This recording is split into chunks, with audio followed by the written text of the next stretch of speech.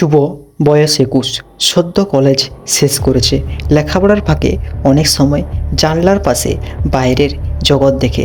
পাশের বাড়ি ফ্ল্যাটে নতুন এসছে এক পরিবার, স্বামী স্ত্রী আর একটা মেয়ে। স্ত্রী মালবিকা আন্টি, বয়স আনুমানিক 35, সুন্দরী পরিপাঠী, এক ধরনের আকর্ষণীয় দাপট তার চোখে মুখে। স্বামী প্রায় সারাদিন বাইরে আর মেয়েটি স্কুলে।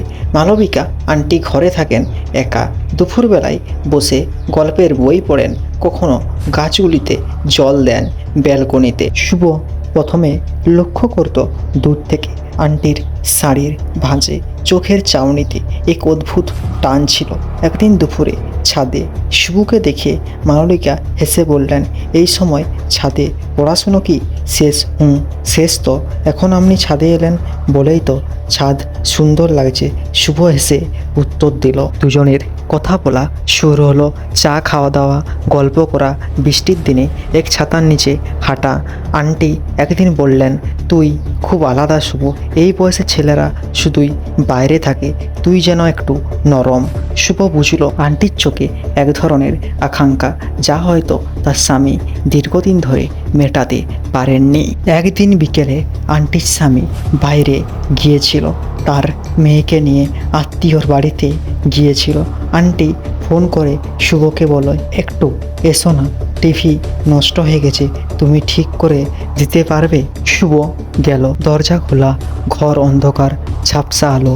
শুভ এগিয়ে গিয়ে টিভির সামনে বসতেই আন্টি পেছন থেকে বললেন, আজ খুব একা লাগছে। শুভ ঘরে তাকালো, তখন শাড়ির আঁচল খুলে পাশে বসলেন। তুই থাকলে খুব ভালো লাগে। এক মুহূর্তে চাউনি বদলালো, নিঃশ্বাস গাঢ় লাল হলো, আর সেই এক সন্ধ্যায় নিষিদ্ধ ভালোবাসায় ছুঁয়ে গেল দুজনকে। তারপর থেকে তারা নিয়মিত যোগাযোগ রাখত।